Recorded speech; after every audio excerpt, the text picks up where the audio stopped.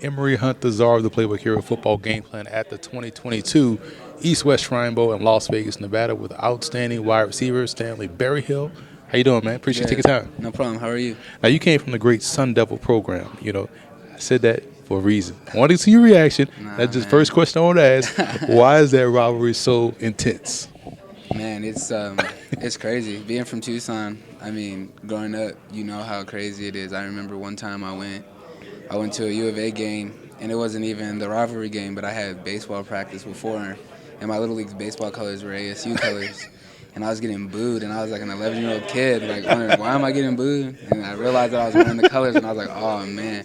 But it's insane. It's the longest standing rivalry that's since college football started. It's the oldest one, and it's just, you don't like the people up north, and they don't like you, and they make it known. I remember just going out there, getting booed. They know your name. They know your family member's name. It's crazy out there, so it's just insane.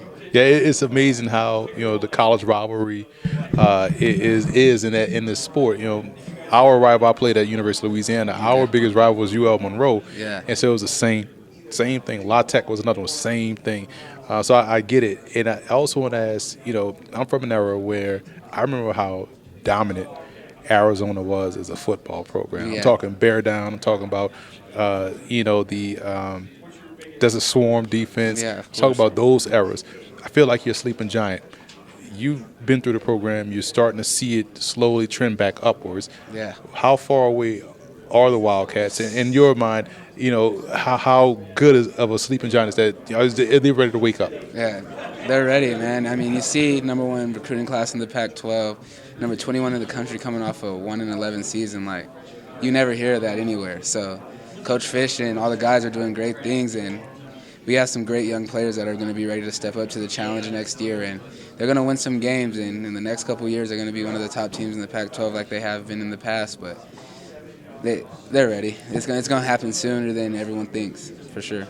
Now let's get to your game on the field. One thing I like about your skill set is that you track the ball well.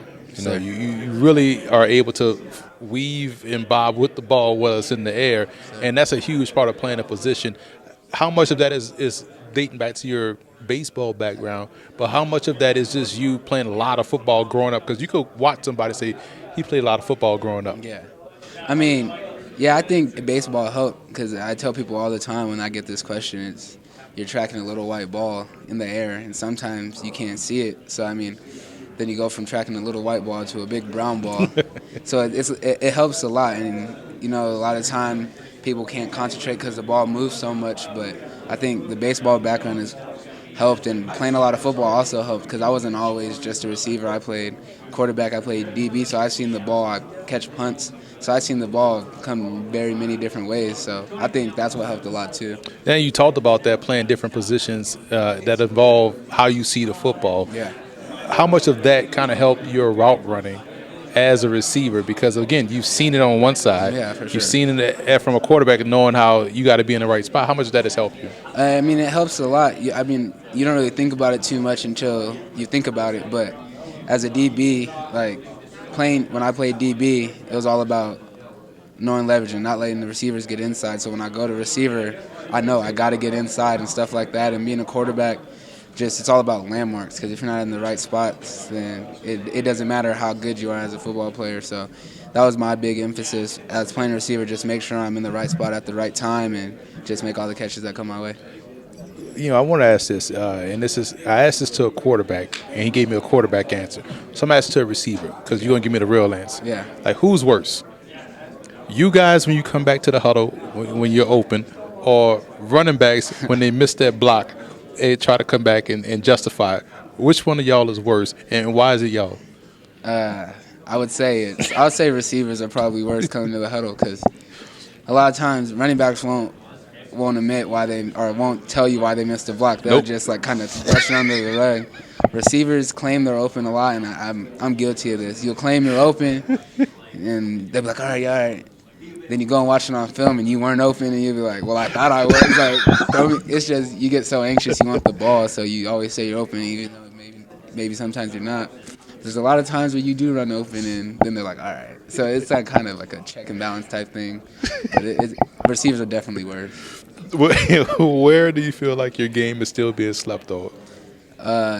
My speed downfield. I mean, Really? yeah. So I don't get a lot of, as you see, I don't get that many deep passes. I'm more of like third down, short route kind of guy. But I think I could open up the field a little bit if I have the opportunities, and just getting open downfield. I think I get slept on.